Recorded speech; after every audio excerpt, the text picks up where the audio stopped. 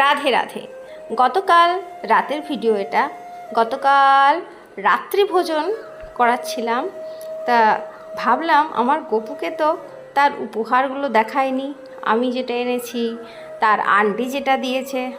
তাই খাওয়া দাওয়ার পর ভাবলাম তাদের উপহারগুলো দেখিয়ে দিই, কারণ জন্মদিনের উপহার যদি না দেখাই তাহলে চলবে কি করে। যাই হোক, রাত্রি ভোজনে ছিল গোলা রুটি, সাথে ছিল পনির আলুর দিয়ে তরকারি, আর সবথেকে প্রিয় হচ্ছে লাড্ডু। তো এই ছিল আমার গোপু সোনাদের রাত্রি ভোজন।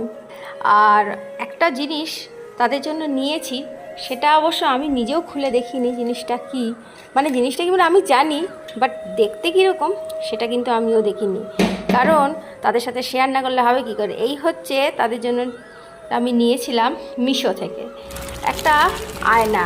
দেখতে বেশ সুন্দর লাগছে, কিন্তু বাস্তবিকতায় কতটা সুন্দর সেটাই এখন দেখার পালা। আর গপুদের তো অপেক্ষা হচ্ছে না, আমারও হচ্ছে না, কিন্তু প্যাকিংটা বেশ ঘোরতর প্যাকিং।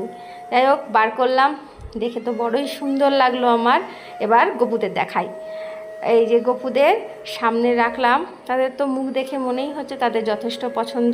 তাদের পুরনো আয়নাটা বড্ড একঘেয়েমি, মানে সাদা মাটা একদম নর্মাল আয়না ছিল, আর এইটা খুব সুন্দর। যাদের যাদের পছন্দ হবে তারা অবশ্যই নিতে পারেন গপুদের জন্য। তো এই তো হলো আমার তরফ থেকে ছোট্ট একটা উপহার।